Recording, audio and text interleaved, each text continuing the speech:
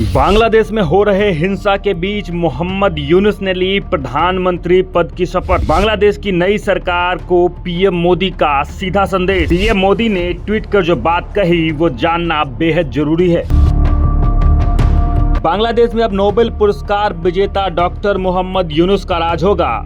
उनकी टीम ने सत्ता संभाल ली है और शपथ ग्रहण से पहले उन्होंने शेख हसीना के सत्ता से बेदखल होने को दूसरी आजादी करार दिया है।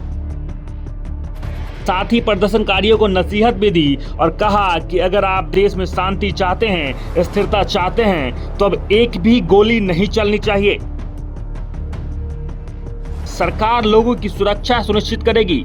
हम सब मिलकर एक नया बांग्लादेश बनाएंगे। इस मौके पर प्रधानमंत्री नरेंद्र मोदी ने भी मोहम्मद यूनुस को बधाई दी, साथ ही एक खास संदेश भी दिया।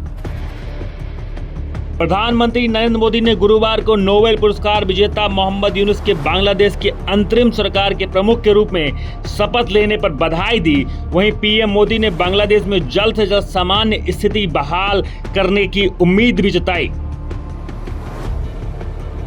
उन्होंने कहा कि भारत हमारे दोनों देशों की जनता की साझा आकांक्षाओं को पूरा करने के लिए बांग्लादेश के साथ काम करने के लिए प्रतिबद्ध है। पीएम मोदी ने कहा कि हम बांग्लादेश में जल्द ही सामान्य स्थिति बहाल होने, हिंदुओं और अन्य सभी अल्पसंख्यकों समुदायों की सुरक्षा सुनिश्चित के लिए उम्मीद करते हैं।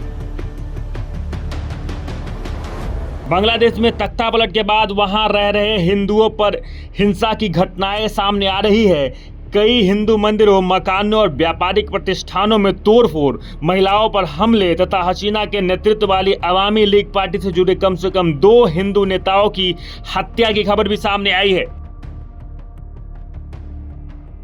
बांग्लादेश हिंदू बोर्ड ईसाई एकता परिषद नेता काजोल देवनाथ के अनुसार देश के विभिन्न हिस्सों में हुई बर्बरता की कुछ घटनाएं भी सामने आई है। 2 हिंदू नेताओं के उत्तर पश्चिमी सिराजगंज और रंगपुर में हत्या कर दी गई, जो हसीना की अवामी लीग पार्टी के नेता थे। उन्होंने कहा कि परिषद अभी और जानकारी एकत्र कर रही है। दुकानों, मंदिरों और घरों में लूटपाट की और हिंदू महिलाओं पर भी हमला किया गया है। पिछले कुछ सालों में बांग्लादेश में हिंदुओं की आबादी लगातार कम होती जा रही है और साल 1951 में हिंदुओं की आबादी लगभग 22% थी, लेकिन 2011 तक यह घटकर 8.54% हो गई है। हाल ही में मुस्लिम बहुल बांग्लादेश की 170 मिलियन आबादी में हिंदुओं की संख्या लगभग 8% है।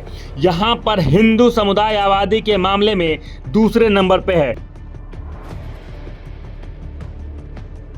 बांग्लादेश में जारी हिंसा और उपद्रव को देखते हुए भारत बांग्लादेश सीमा पर भी अलर्ट घोषित किया गया है और हिंसा में सैकड़ों लोगों की मौत हो चुकी है और अरबों रुपए का नुकसान हो चुका है, जिसके बाद बांग्लादेशी नागरिकों में भय का माहौल है। ऐसे में उपद्रव और हिंसा के भय के बड़े पैमानों पर बांग्लादेश नागरिक देश छोड़ने पर मजबूर हो चुके हैं और वह लगातार देश से बाहर जाने की कोशिश में जुटे हुए हैं।